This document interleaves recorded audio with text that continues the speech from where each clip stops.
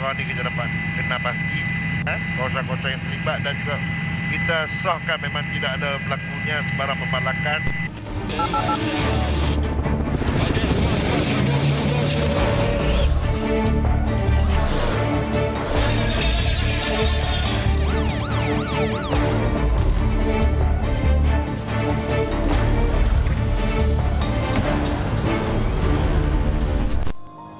Assalamualaikum dan salam sejahtera. Anda sedang menonton 999. Hutan simpan kekal terus dipelihara dan dijaga Jabatan Perhutanan Negeri Pahang. Kegiatan pembalakan haram antara cabaran yang ditangani oleh pasukan itu. Seterusnya, menjalankan proses restorasi ke atas kawasan yang diceroboh tersebut. Saksikan laporan khas pemantau hutan simpan kekal disediakan wartawan Tun Izami Hashim.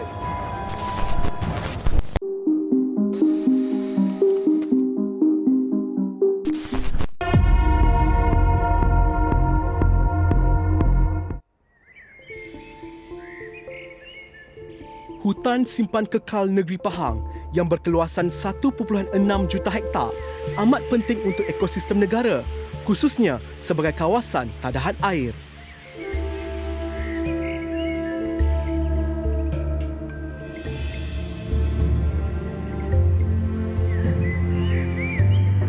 Cuba tengok kawasan permukaan yang ini, cuba anggota Tanggungjawab untuk memelihara dan memulihara hutan simpan kekal ini digalas oleh Jabatan Perhutanan Negeri Pahang di bawah kelolaan pengarahnya Dato' Dr. Muhammad Hizamri Muhammad Yassin.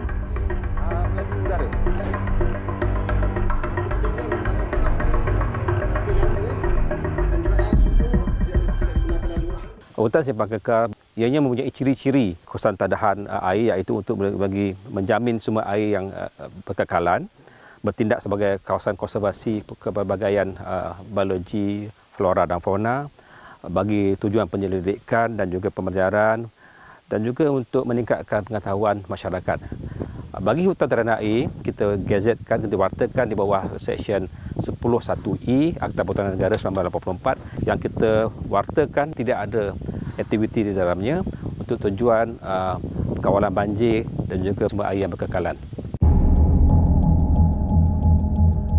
Namun, pada 18 Disember 2021, Jabatan Perhutanan Negeri Pahang diarahkan untuk menyiasat punca bencana banjir puing sehingga menyebabkan ratusan pokok hanyut di Sungai Telemong yang dikaitkan dengan kegiatan pembalakan haram.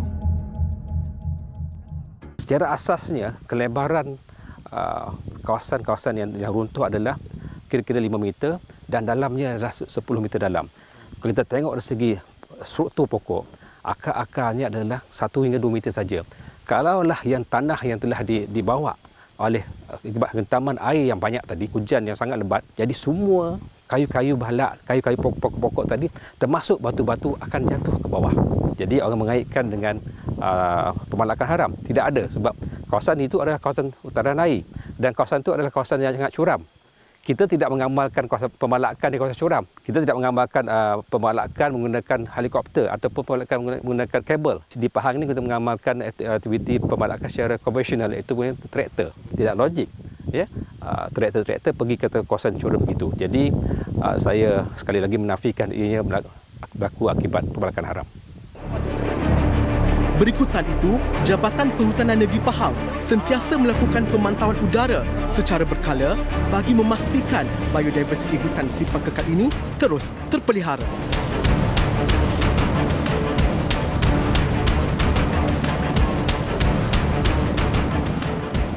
Kita dah masuk dah Lentang. Itu kita tengok kawasan rekahan tu. Dekat situlah berlakunya pokok-pokok tu tumbang dan dihanyutkan masuk ke kawasan ni. So Pak Tuan, ada nampak perubahan apa-apa ke untuk pemantauan hari ini? Yang kita tengok ada pertumbuhan semula, dia tumbuh semula jadilah. Waktu berlakunya kejadian tu kita nampak memang lagi merah lagi. Ya, nampak kesan tanah tu kan. Kisah tu nampak jelas. Sekarang tumbuhan dah mula tumbuh, dah beruntung. So dengan pemantauan udara ni kita dapat kena pasti kawasan-kawasan yang terlibat, dan juga kita sahkan memang tidak ada berlakunya sebarang pembalakan yang diluluskan oleh kerajaan. Tiada lah. Jabatan Perhutanan Negeri Pahang juga melakukan rondaan di darat secara rutin menerusi pelbagai operasi bagi mengekang aktiviti pencerobohan dan penerokaan hutan simpan kekal seperti kegiatan pembalakan dan pembukaan kawasan tanaman secara haram.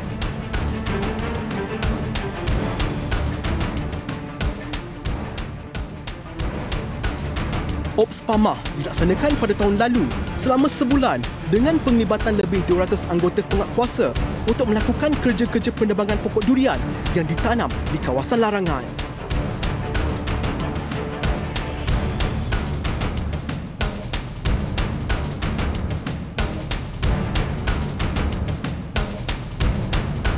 Terbaru, pihak Jabatan Perhutanan Negeri Pahang berjaya menahan 3 individu warga asing yang melakukan kegiatan pembalakan haram di hutan simpan Batu Talam, Raub, Pahang.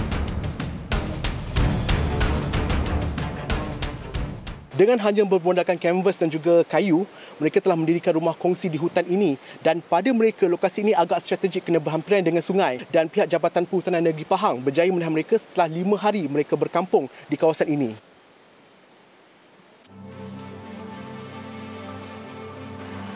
Kesemua tertuduh itu dijatuhi hukuman penjara selama 12 bulan ekoran melakukan kesalahan di bawah Seksyen 32 Kurungan 1 Inemen Perhutanan Negara Negeri-Negeri Malaysia 1986.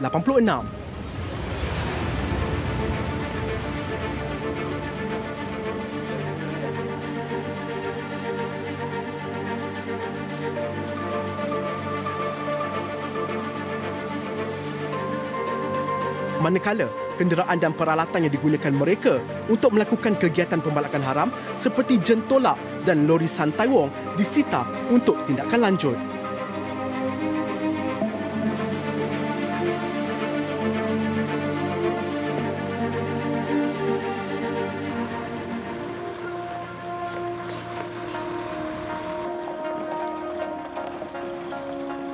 Selain itu, Jabatan Perhutanan Negeri Pahang turut melakukan pemeriksaan ke atas pas pemindah dan tanda tukul hasil pada kayu yang dibawa oleh para pemandu lori bagi memastikan muatan hasil hutan itu sah di sisi undang-undang. Ini tanda hasil lah, yang tanda hasil jabatan lah. Ni kayu apa ni? Kayu yang ni kalau tengok ada damar-damar tu sikit tu. Jarah je, jarah. Campur jarah ada, balak ada. Kita dah tengoklah tu apa ni yang semua ni ada tanda Sudah chop Semua dah chop. Pemandu lori berusia 43 tahun ini antara yang disiasat di sekitar Mentakap setelah nilai pembayaran cukai didapati bercanggah dengan jenis kayu yang dibawanya.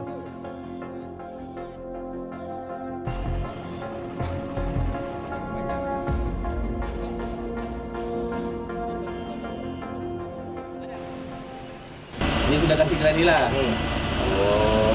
Hari ni ada angkat kayu. Hari ni? Sekarang ni, semalam ni. Pagi hari dia boleh rosak. Malam saya kena sanggup.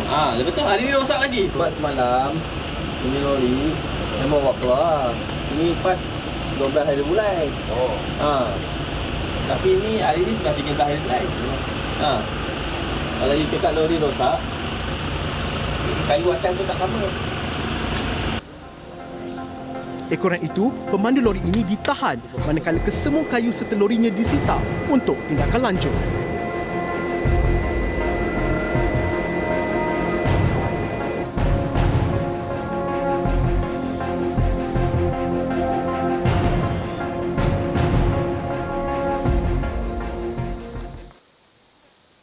Sepanjang tahun 2021, pihak Jabatan Perhutanan Negeri Pahang telah melancarkan 9 buah operasi bersepadu bersama dengan pelbagai agensi kerajaan dengan rampasan 44 buah jentera yang bernilai hampir 4 juta ringgit.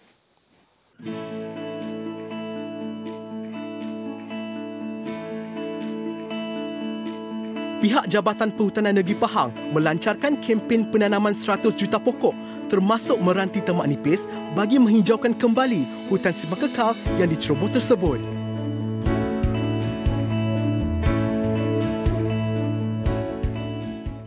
Ni kata ada 3 lot tadi dekat atas ni sampai ke atas saya pun ada. So dia lebih kurang di sini 5 hektar. So area sini, area sana dengan area atas.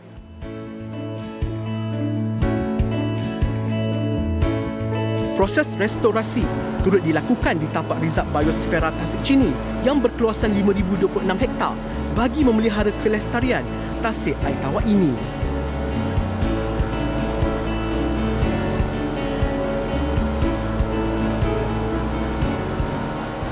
Tasik Chini ini sebenarnya tidak ada pemalakan dijalankan. Aktiviti dulu adalah aktiviti pelombongan besi. Walaupun ini telah diberhentikan sekarang ini kerana kerajaan telah mengarahkan moratorium lah kepada aktiviti pelombongan. Mana kawasan pelombongan telah dibatalkan lesennya, kami telah pulihkan. Kita akan terus buat penanaman tutup bumi dan juga tanaman-tanaman pokok di situ. Masa sama kita bersama dengan NGO sebagainya, kita tanam pokok representation dan kita buat engagement dengan orang asli untuk bersama-sama mereka untuk memelihara kawasan Tasik Chini dan pelbagai program lah. Kita juga membuat ban, buat benteng air agar tidak ada lempahan-lempahan daripada kawasan-kawasan lombong itu terus masuk ke Tasik Chini. Pelbagai lagi kita buat, termasuk juga kita buat zon-zon trust, zon-zon pemeliharaan dan sebagainya. Jadi sekarang ni kita bergerak aktif dalam menghijaukan semula Tasik Chini. Datuk Dr. Muhammad Hizambi juga menyeru agar masyarakat menjadi mata dan telinga kepada Jabatan Perhutanan Negeri Pahang dalam menyalurkan maklumat mengenai kegiatan haram yang mengancam flora dan fauna.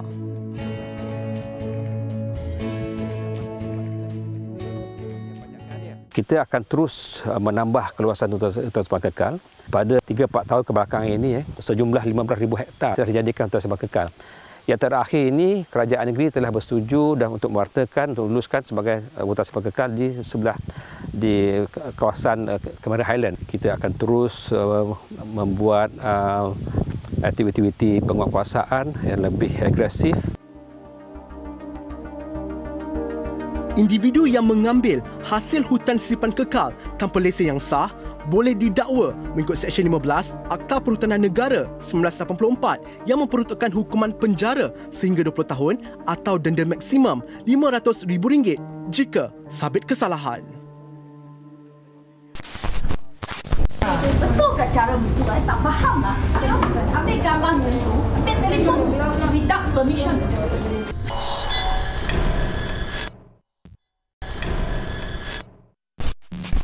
Seorang wanita berusia 23 tahun tekad menyediakan rawatan pergigian secara tersembunyi di sebalik spa kecantikan. Kegiatan itu terbongkar selepas serbuan yang dijalankan oleh Kementerian Kesihatan Malaysia di sekitar Melaka. Saksikan perinciannya bersama wartawan Arisha Khalid.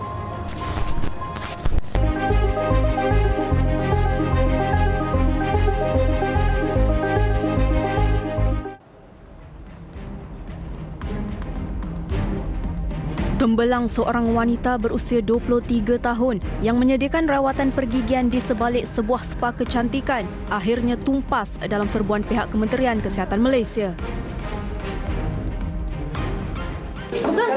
Tak, sekarang you nak customer keluar ke macam mana? Tak boleh. Semua yang ada dalam ni dia akan keluar, tapi sekarang kita tengah buat facial. Kalau cuci sekarang boleh ke? Apa? Sorry. You nak kita stop ke? Boleh kan? Cuci muka saja mah. Tanya dia boleh tak? Saya mana tahu apa you buat tu. Berasa berang dengan keadaan tersebut, seorang pelanggan sempat mencetuskan kekecohan sewaktu serbuan dijalankan. Kita akan ambil dulu, tapi kemudian kita akan bagi, okey? Kita pulang balik. Sekejap. Okey, sekarang tak boleh buat apa-apa. Sekarang itu commission kita, saya pegang pengguna, pegang apa salah apa. Cuci muka tak pakai baju, yang orang buka pintu macam tu. Betul ke cara begitu? Tak faham lah. Ambil gambar dulu, ambil telefon without permission. Without any permission. Is it right?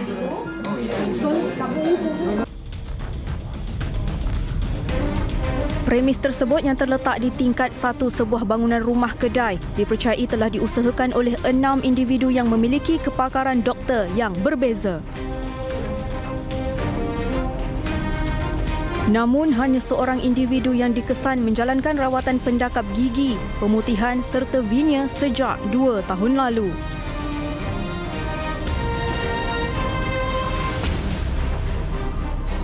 Melakukan temujanji berdasarkan kawan atas kawan merupakan salah satu modus operandi yang dikesan pihak berkuasa.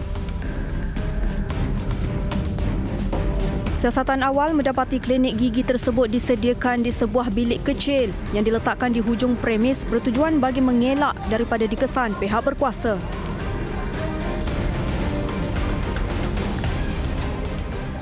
Premis ini telah menyediakan 4 bilik rawatan estetik dan 1 bilik rawatan pergigian braces. Dan sekarang ini pihak Jabatan Pergigian KKM sedang memeriksa alatan-alatan dan bahan-bahan yang dipercayai telah diperoleh secara dalam talian dan dari luar negara dengan harga pada kadar RM100 hingga RM200. Apa yang diwatiri sekarang ini ialah pemilik premis ini. Cara pengendalian oleh pemilik premis ini menggunakan bahan-bahan tersebut boleh mendatangkan implikasi kepada pelanggan jika digunakan tidak mengikut SOP atau piawaian yang ditetapkan kerana pemilik premis ini bukan pengamal perubatan yang berdaftar.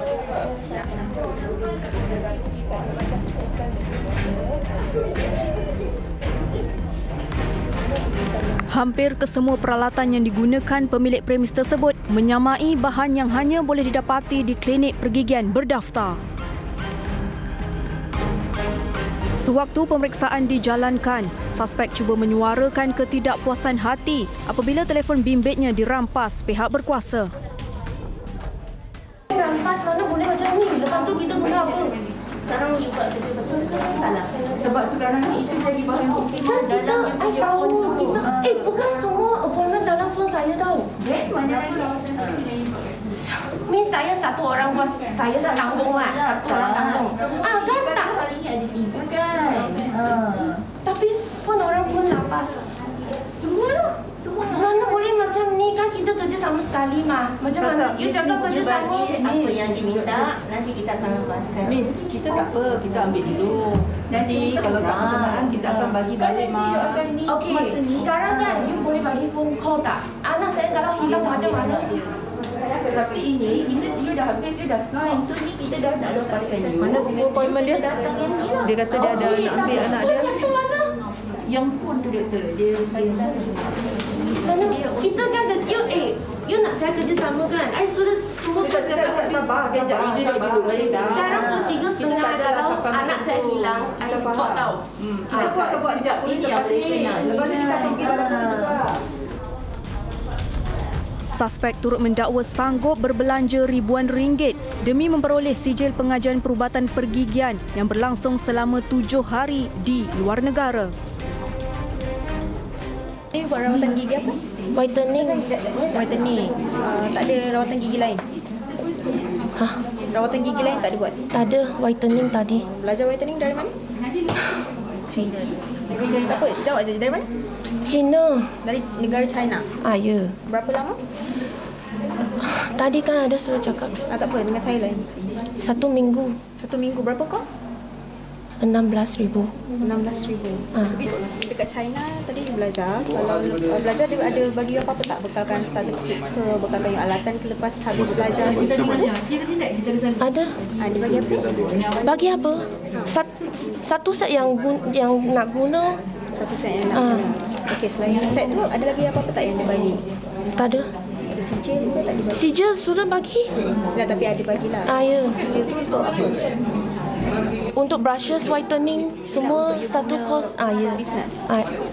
Business, I tak tahu boleh tak? Kalau I tahu, I macam ni lagi. Kalau you tak tahu, kenapa you buat? Sebab sekarang pun Facebook banyak orang buat mah. Jadi you nak ikut? Dulu saya buat eyelash, lepas tu buat laser. Sekarang 1 tahun lebih baru buat gigi. Siasatan lanjut mendapati suspek turut memakai pendakap gigi dipercayai diperoleh dari seorang kenalan gara-gara harga yang ditawarkan lebih murah. Yang you pakai braces sekarang ni yang orang JB tu buat? Ya. Kenapa you pakai braces ni? Ada apa-apa sebab tak? Ada. Sebab gigi tak cantik. Gigi tak cantik. Yang buat you tu doktor ke atau bukan doktor? I tak tahu dia doktor ke bukan doktor. Ini I tak tahu. Alright. Tapi kalau dia bukan doktor, macam mana you boleh percaya dia untuk buat pada gigi you? Sebab dia murah. Kan tak ada wang. Kosnya berapa? Tak sampai 1,000 lah. 1,000. Jadi you kena pakai berapa lama? I tak tahu sampai dia cakap I boleh buka. Sampai boleh buka baru boleh buka. Wanita itu turut mendakwa caj rawatan yang dikenakan kepada pelanggan bagi rawatan pendakap gigi adalah pada kadar RM1,200 hingga RM1,500. Tunjukkan ambil yang lain. Ini bukan tweezer, ni folder. Pihak KKM turut berjaya menyelongkar sebuah stor kecil yang menyimpan puluhan sijil tidak sah serta resit pembayaran pelanggan sejak premis mula beroperasi.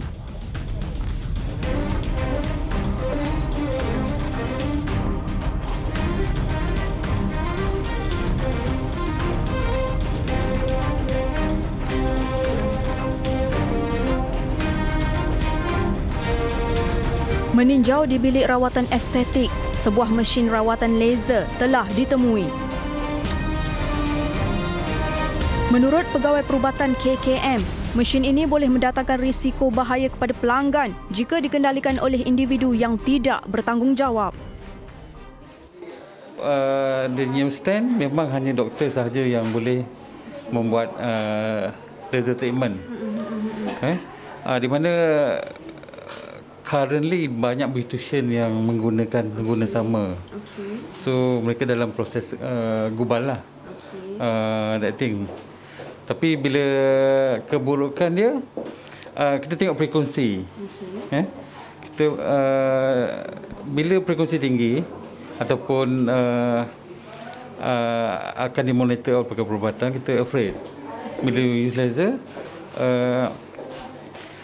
involvement of the skin tu. Kita tak tahu. Kadang-kadang skin tu boleh jadi ada reaction.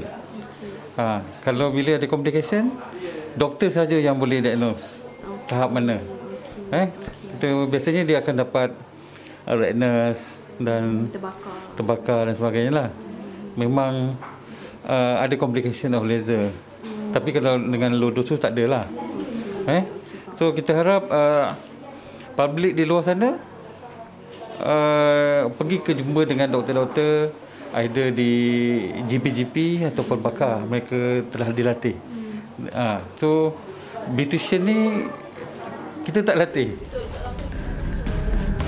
Seiring dengan perkembangan terkini, semakin ramai individu cuba membuka klinik pergigian tanpa memiliki sebarang latar belakang atau dokumen sah berkaitan perubatan.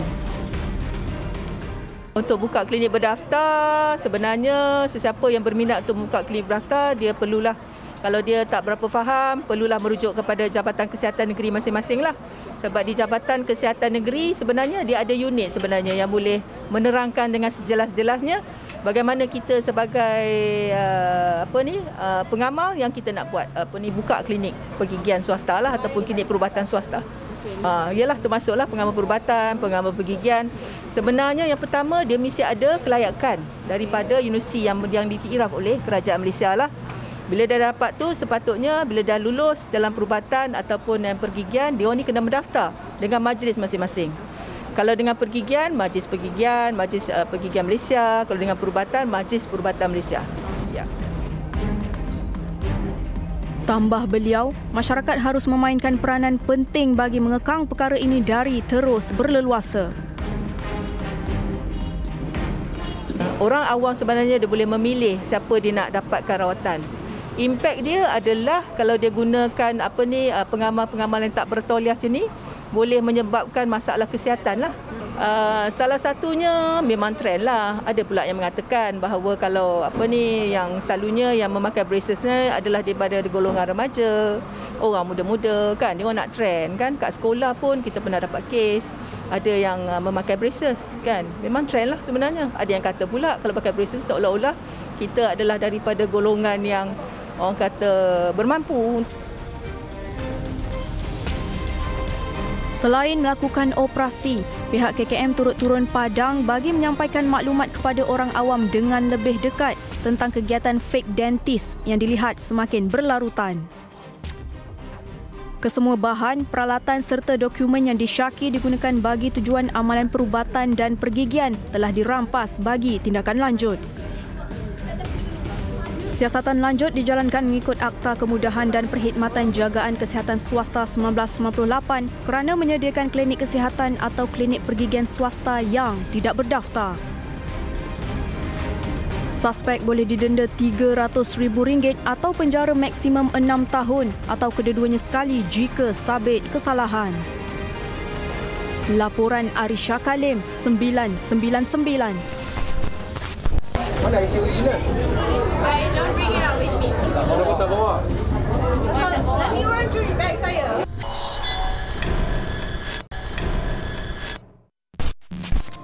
Malang tidak berbau. Hasrat seorang ibu untuk menyambut ulang tahun kelahiran anak gadisnya yang masih belum cukup umur tidak kesampaian gara-gara diraikan di sebuah premis hiburan. Impian tersebut bertukar nasib malang selepas serbuan yang dijalankan oleh pasukan D7 Ibu Pijak Polis Kontingen Kuala Lumpur. Saksikan perinciannya bersama wartawan Arisha Kalim.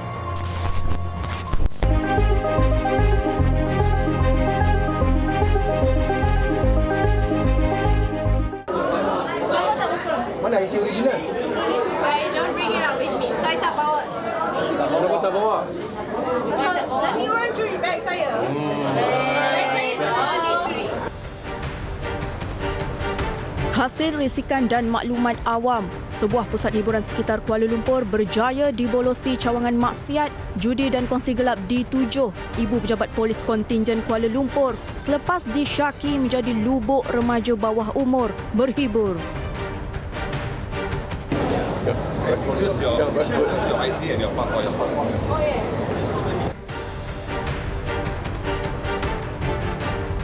Serbuan diteruskan di tingkat 2 premis berkenaan.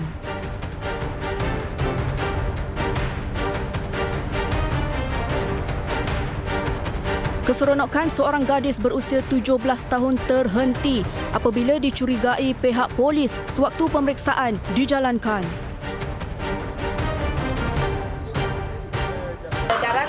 No, what's your age now? How old are you? 17 plus. No, let her answer. How old are you? 17. Again? 17 plus. Your IC? So, okay. Balik lock up. Bye-bye. You are her Mother. brother? Mother. Mother? You are the mother? How to prove that this is your daughter? Sorry? How do you prove that this is your daughter? How do I Same believe address, same address. It's a birthday. Siasatan awal mendapati remaja ini datang bersama seorang wanita dipercayai ibunya untuk meraikan ulang tahun di premis terbabit. Birthday. Umur berapa? 17 plus. Hari ini memang first time datang sini ke? Siapa yang bawa you? Godmother. Godmother. Memang sudah lama tinggal dengan godmother you? Ya. Dah berapa tahun? 6. Bagaimanapun, si ibu yang berusia 38 tahun itu cuba berdalih mengatakan sambutan hari lahir tersebut bertujuan untuk anaknya mengenali dunia luar. Ayah yang bawa dia. Sebab anak dia tengokkan, tak nakkan nanti dia masuk universiti, kasih laki bawa dia keluar. Nanti dia bukan-bukan takut nanti orang laki letak ubat ke, kasih dia minum arak ke. Pernah berlaku ke dekat dia sebelum ni? Tak pernah. Dia anak dia yang keberapa? Kedua. Dia ada berapa anak? 3 anak. 3 anak. Yang sebelum dia pernah bawa ke tempat? Tak. Tak pernah. Dia seorang je lah. Kenapa? Dia seorang je ibu? Sebab dia banyak aktif punya orang, banyak nak kejar.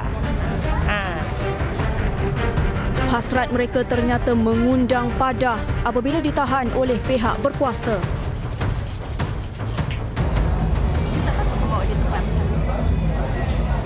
Tak takut sebab I ada dekat bimbing dia. Tapi I lebih takut kalau I tak bawa dia keluar sekali kan.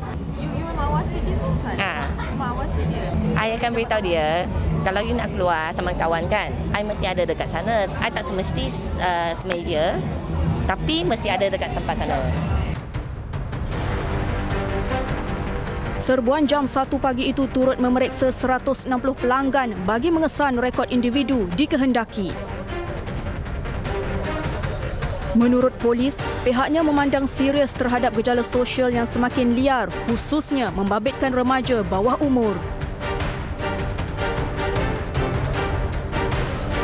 Mana-mana pusat hiburan yang membenarkan pengunjung bawah umur memasuki premis boleh dikenakan tindakan mengikut Peraturan 30 Akta Hiburan Wilayah Persekutuan Kuala Lumpur.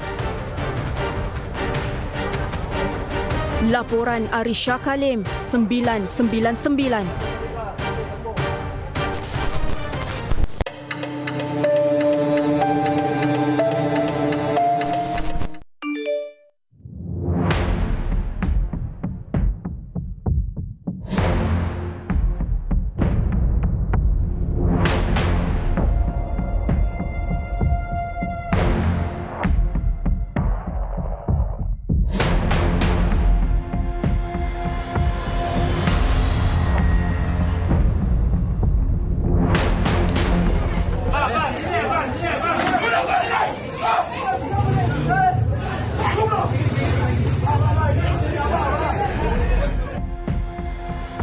Gara-gara enggan beredar selepas premis hiburan ditutup, sekumpulan lelaki bertengkar dengan pemilik premis sehingga mencetuskan pergaduhan di Georgetown, Pulau Pinang pada jam 3.05 pagi.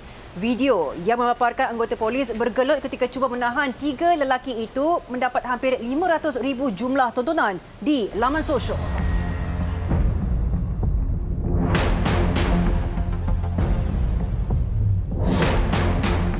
Terkejut jugalah sebab perkara macam tu sepatutnya tak berlaku dah sekarang. Ya.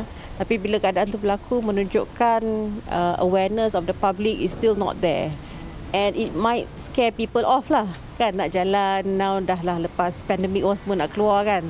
So if it's not safe outside, where it can be safe lah. I rasa this thing shouldn't happen lah in the first place kan. I think I don't know what did the owner do or say, tapi I rasa patut kalau dah benda tu dah jadi, just leave it to them because orang yang tengah mabuk ni they have no reason, unpredictable, so you are actually putting yourself in danger lah. Hasil semakan polis, ketiga-tiga suspek didapati di bawah pengaruh alkohol dan seorang daripada suspek didapati positif dadah jenis THC. Kru 999 bertemu pakar kriminologi Shankar Durai Raja bagi mendapatkan perincian kes ini. Individu yang di bawah pengaruh alkohol, dia boleh terlibat dalam kegiatan jenayah atau dia boleh ada tingkah laku jenayah. So ada kajian luar negara dengan kajian dalam negara mengaitkan tingkah laku jenayah dengan pengaruh alkohol. Tapi kita kena ingat, pengaruh alkohol ini dia takkan menjadi satu faktor utama untuk kegiatan jenayah. So dia akan ada multiple factor. So itulah kita panggil sebagai cumulative factor. So bukan satu faktor yang boleh mengakibatkan seorang individu ni terlibat dalam jenayah, dia ada banyak faktor yang lain. So pengaruh alkohol ini boleh menjadi salah satu faktor. Menurut beliau lagi, pengaruh alkohol mampu memberikan kesan sehingga mendorong individu tertentu melakukan jenayah. So tingkah laku jenayah ini kita usually mengaitkan dengan fungsi otak lah. Pertama adalah dia boleh melemahkan mekanisme otak yang mengawal tingkah laku impulsif terhadap seorang individu punya impulsif tingkah laku lah.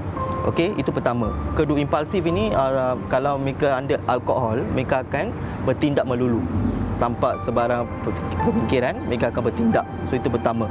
Kedua, pengaruh alkohol juga, pengambilan alkohol juga, dia boleh melemahkan memprosesan maklumat. Okey, kalau individu yang pengaruh alkohol ini, dia akan bertindak overreact. Okey, untuk isu kecil pun dia akan bertindak overreact. Because dia tak boleh, dalam pengaruh alkohol, dia tak boleh proses maklumat tersebut dengan betul. So dia akan overreact. Okey, dengan sesuatu isu lah. Shankar Durai Raja turut menasihati pemilik premis agar tidak campur tangan apabila terdapatnya individu mabuk yang bertindak agresif dan juga menyarankan agar mereka memasang kamera litar tertutup di sekitar premis. Pemilik premis ini jangan campur tangan. Kalau mereka bergaduh, leave it je. Kenapa? Kita tak tahu kan the opposite, yang individu yang bergaduh itu siapa. Kalau individu bergaduh itu memang kriminal, penjenayah atau gangster macam itu, mungkin mereka ada senjata Okey, kalau mereka kalau owner premis ini campur tangan dalam pergaduhan, kita tak boleh estimate apa yang orang yang bergaduh itu boleh buat. Mungkin dia ada senjata api, dia boleh buat anything kan. So better owner premis ini dia tak masuk campur, dia call pihak polis untuk datang.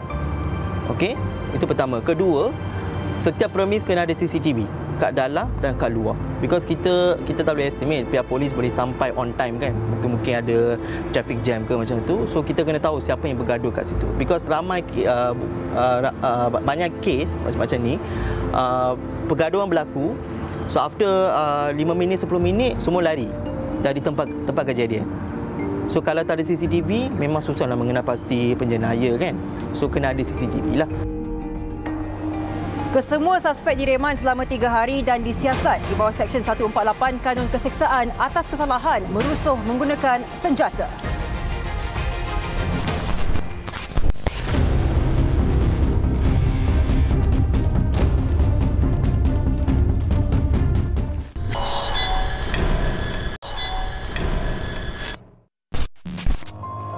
Akibat hilang kawalan ketika memandu, seorang kontraktor maut bersama isteri dan bayinya yang berusia 10 bulan apabila terbabit dalam kemalangan. Saksikan butiran kejadian yang berlaku di Lebuhraya Pantai Timur LPT menghala ke Kuantan dalam tragedi 999.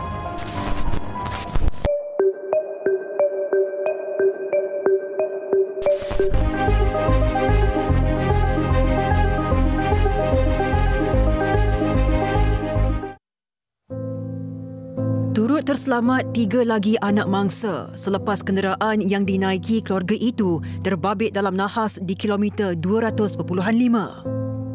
Mangsa pasangan suami isteri Muhammad Syafiq Zailani 33 tahun dan Faiz Nur Mansur 32 tahun meninggal dunia di tempat kejadian. Manakala bayi mangsa Darian Marwah disahkan meninggal dunia di Hospital Tengku Ampuan Afzan, Kuantan. Menurut Ketua Polis Daerah Kuantan, Assistant Commissioner Wan Muhammad Zahari Wan Busu, kemalangan membabitkan sebuah kenderaan pikap kira-kira jam 4 petang. Siasatan awal mendapati pikap yang dipandu mangsa dari arah Bandar Jengke Maran menghala ke Kuantan. Ketika sampai di tempat kejadian, kenderaan mangsa dipercayai hilang kawalan dan terbabas melanggar pokok di bahu jalan.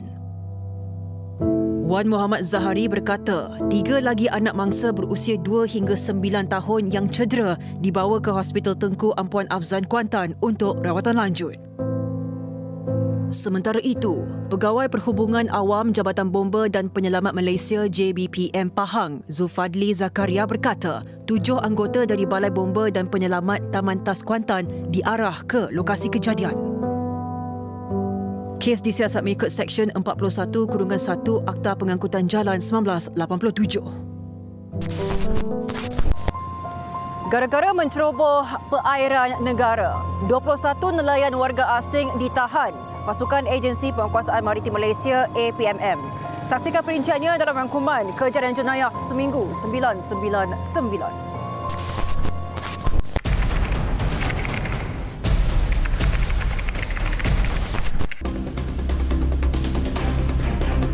Agensi Penguasaan Maritim Malaysia APMM Terengganu berjaya menahan 2 bot nelayan milik warga Vietnam yang menceroboh perairan negara dalam satu operasi sekitar perairan Terengganu pada 14 November lalu.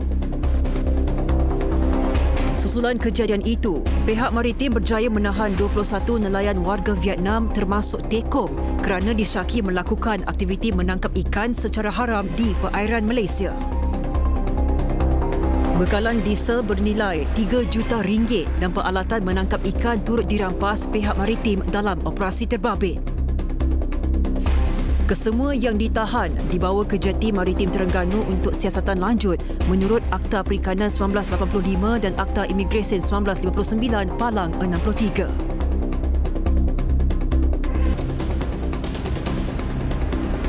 Sementara itu, di Mahkamah Session Kuala Terengganu, seorang pemandu lori berusia 30 tahun dihukum penjara 19 tahun dan 20 sebatan atas pertuduhan merogol anak tirinya pada 17 November lalu.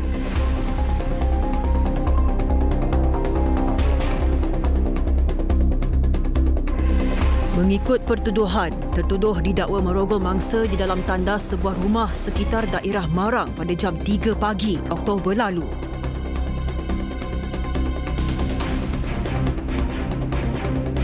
Mahkamah memutuskan hukuman itu mengikut Seksyen 376-3 Kanun Keseksaan selepas tertuduh mengaku bersalah terhadap pertuduhan terbabit.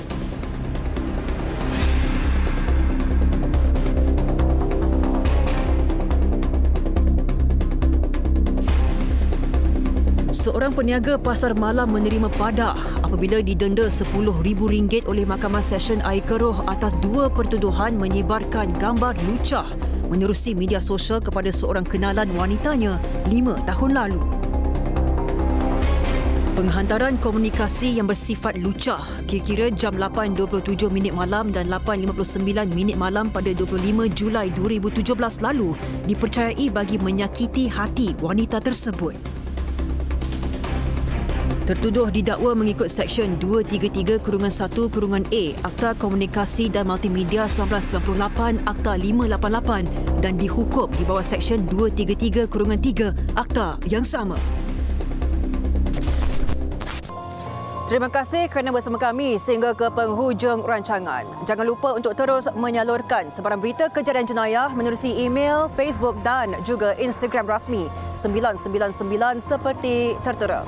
Dengan itu, kita jumpa lagi di minggu hadapan. Saya Sofia Nur Solihatun mewakili tim penerbitan 999 mengucapkan Assalamualaikum dan selamat malam. Ingat, jenayah membawa padah.